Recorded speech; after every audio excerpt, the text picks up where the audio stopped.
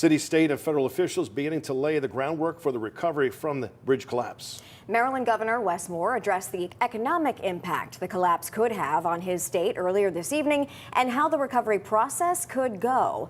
Fox 43's James Corrigan is here now with details on what the governor had to say about that impact. Well, Amy, the governor's press conference had to do mostly with that ongoing recovery effort, but he did speak to what Maryland residents as a whole could be facing and the big financial loss he's trying to avoid.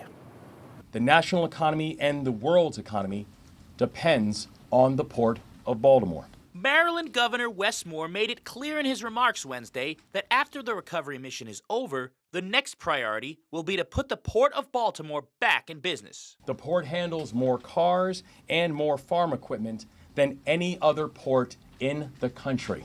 Last year alone, the port handled $80 billion of foreign cargo, the largest in the country. The collapse of the Key Bridge is not just a Maryland crisis. The collapse of the Key Bridge is a global crisis. To mitigate that crisis, Governor Moore says he's requested emergency relief funds from the Biden administration.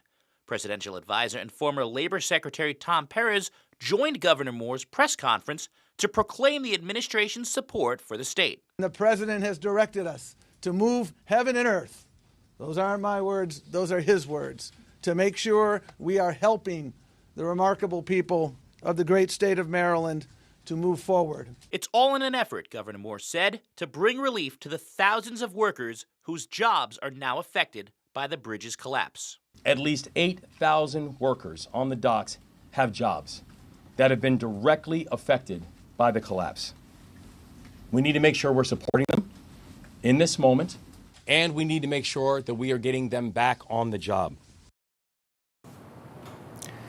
Now the question will become, how will the bridge be cleaned up and whether ships will be able to come to the port during that process. Evan and Amy, I spoke to a member of the Army Corps of Engineers today to ask them that very question, and we'll have that coming up for you later on at 10:30.